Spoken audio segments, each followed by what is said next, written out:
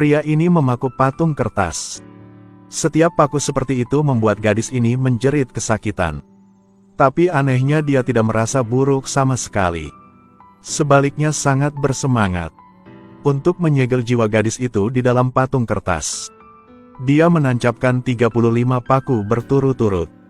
Sampai paku terakhir ditancapkan ke kepala patung kertas. Dia meletakkan palu. Masukkan boneka kertas ke peti mati. Dengan suara pemakaman. Parade pemakaman dimulai. Berjalan jauh tiba-tiba orang gila masuk. Terus-menerus berteriak bahwa patung kertas itu akan mati. Patung kertas mati. Lalu dia buka peti mati. Ketika semua orang melihat adegan ini, mereka semua berubah ekspresi wajah. Saat grup keluar, seorang gila tersenyum sinis. Segera rombongan pemakaman memasuki pegunungan yang dalam. Ada makam yang tak terhitung jumlahnya di sepanjang jalan. Seorang pria ketakutan dan melihat sekeliling. Apa yang tidak dia inginkan terjadi saat itu adalah seorang gadis kecil tiba-tiba muncul di rombongannya dan menoleh ke arahnya dengan senyum menyeramkan. Dia berteriak keras, "Bahnok telah kembali." Ceritanya 3 hari yang lalu. Kepala pelayan keluarga Lee pergi ke toko pembuatan kertas dan membawa foto seorang gadis kecil bersamanya. "Aku ingin membuat patung kertas." Pemilik toko langsung menolak tanpa pikir panjang. Karena ada aturan tidak tertulis dalam profesinya. Yaitu tak boleh membuat patung kertas untuk orang hidup. Bukankah ini undangan kematian datang? Kepala pelayan bukannya marah, malah tersenyum.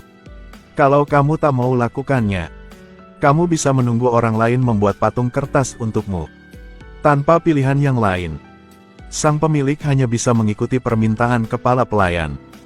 Berdasarkan foto gadis itu, dia membuat patung kertas persis seperti gadis di gambar. Ini jelas melanggar pantangan profesinya. Rangkaian pembalasan juga dimulai. Kemunculan tiba-tiba gadis kecil di grup membuat sang pemilik panik. Dia berlarian seperti orang gila. Alhasil dia lari ke kuburan massal. Dia menemukan cara untuk melarikan diri. Namun pada akhirnya tetap kembali ke tempat semula. Lari saja tapi tidak bisa keluar. Dia sadar kenapa dia terjebak di sini. Lebih buruk lagi sesosok muncul di sebelah kirinya. Dia kira itu orang desa. Dia berjalan terhuyung-huyung ke depan dan berbicara. "Hei, aku tersesat. Dapatkah Anda membantu saya dan mengeluarkan saya?" "Kemana?" Dia lari ketakutan. Tapi masalahnya bagaimana keluar dari sini? Setelah 10 menit dia masih kembali ke tempat yang sama. Sekarang dia duduk tanpa daya memikirkan cara. Tenang sedikit. Dia memikirkan cara. Benar, air kencing. Yang bisa mengusir roh jahat. Dia lari ke semak di sebelahnya.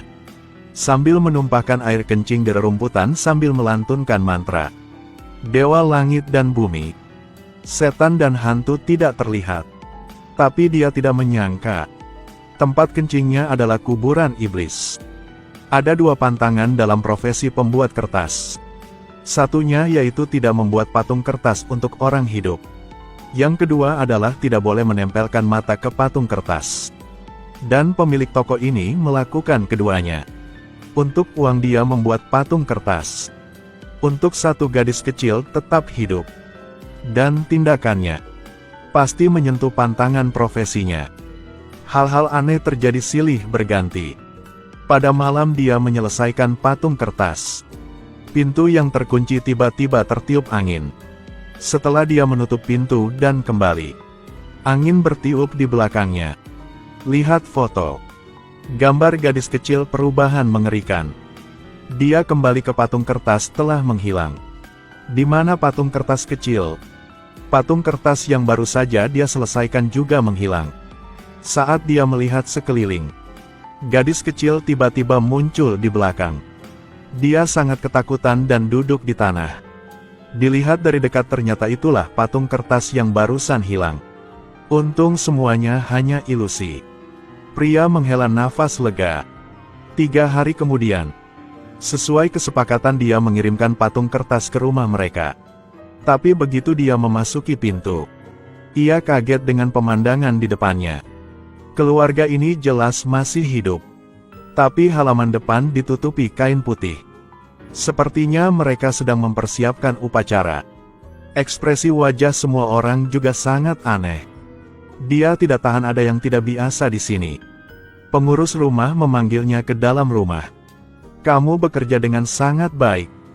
Dalam perjalanan pulang, semakin memikirkannya, semakin dia merasa ada yang tidak beres.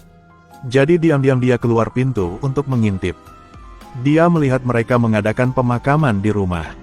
Ada satu peti mati. Saat dia melihat ritual itu dengan seksama, tiba-tiba peti mati bergerak dengan suara ledakan. Dia terkejut. Menurutnya ini tidak normal. Untuk menemukan kebenaran, pada malam hari dia tidak pulang, tapi bersembunyi di halaman belakang. Sampai dia menyaksikan pemandangan aneh ini. Bah Mok diikat di meja oleh ayahnya. Di peti mati taruh patung kertas yang dibuatnya. Sang kepala pelayan suruh orang untuk dimulai. Penyihir mulai melakukan ritual. Gadis kecil tergeletak di atas api. Api yang membara membuatnya menangis getir. Sang penyihir menusuk patung kertas dengan pisau. Dia juga berhenti bernapas. Dia menyaksikan adegan mengerikan ini. Dia takut. Malam itu gadis kecil datang ke rumahnya. Dapatkah kamu menutup matamu? Tapi ini belum berakhir. Hari berikutnya di pemakaman. Dia terjebak di kuburan massal. Tidak dapat keluar. Tidak ada pilihan lain. Dia memutuskan menggunakan air kencing untuk mengusir roh jahat. Tapi tidak menyangka saat buang air kecil, banyak patung kertas kecil muncul. Dia ingin kabur tapi tidak bisa. Dengan gelak tawa anak-anak, sosok hantu muncul entah dari mana. Dia merasa lebih takut setelah melihat lebih dekat. Bukankah ini patung kertas yang dia buat 3 hari yang lalu? Dapatkah kamu menutup matamu? Dia tidak sempat menjawabnya. Entah kapan dia memegang spidol di tangannya. Ambilnya. Dalam sekejap mata, patung kertas berdiri di depannya. Apa yang kalian lakukan? Bos, bos, bos. Berikan mata padaku.